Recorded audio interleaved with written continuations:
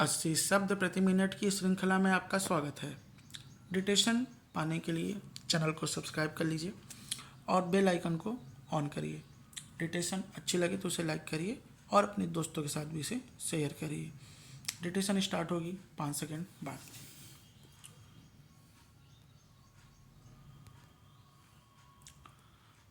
Start. राष्ट्रपति Donald Trump को बेवजह निशाना बनाया जा रहा है। उनका कसूर आखिर क्या है? क्या आपने देश की रक्षा करना गलत है? क्या उन तत्वों को नष्ट करना जो उनके देश के खिलाफ है या जो अमेरिका को नुकसान पहुंचा सकता है गलत है? इतना ही नहीं, जो देश खुले आम अमेरिका को धमकी दे रहा है उसे भला क्यों ट्रंप बर्दाश्त करते? ऐसे में ईरान पर हमला उनका कोई गलत कदम नहीं है, अलबत्ता इसकी तारीफ ही होनी चाहिए। वास्तव में उनका राष्ट्रवादी होना कई लोगों को चुभ रहा है। ट्रंप अपने देश से प्यार करते हैं, इसलिए उन्होंने अमेरिका को फिर से महान बनाने का सपना चुनाव के समय दिखाया था, जिस कारण उन्हें लोगों का प्यार भी मिला।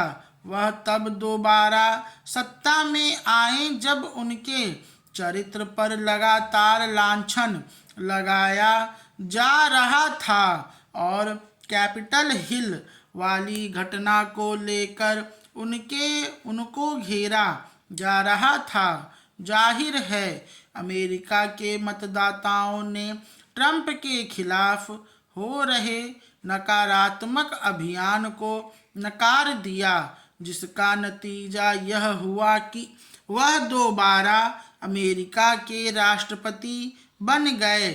हालांकि अंतर्राष्ट्रीय परिस्थितियां तब तक प्रतिकूल होने लगी थीं। अमेरिका का रुतबा कमजोर पड़ने लगा था। चीन तो सीधी टक्कर दे ही रहा था। कुछ अन्य देश भी अमेरिका को आंख दिखा रहे थे। ट्रंप ने सीधे सीधे ऐसे देशों से लोहा लेना शुरू किया। पहले उन्होंने टैरिफ का दांव खेला और जैसे को तैसा की नीति अपनाई।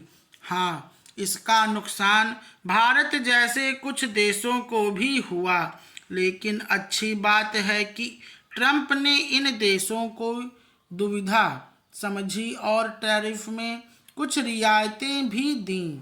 इसके बाद उन्होंने हाथ सख्त करने शुरू किए और ईरान जैसे देशों को घेरा, जो अमेरिका के लिए खतरा बनने लगा था। उनके लिए यह चुनावी वायदे को पूरा करने के साथ साथ राष्ट्रवादी सोच को फिर से स्थापित करने का माध्यम था।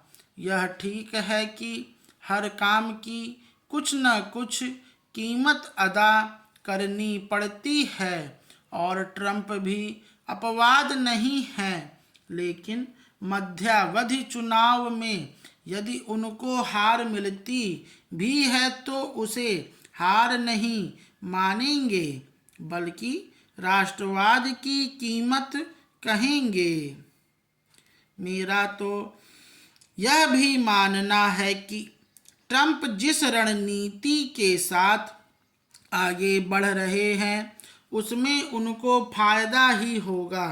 तात्कालिक नुकसान की वह नहीं सोचते।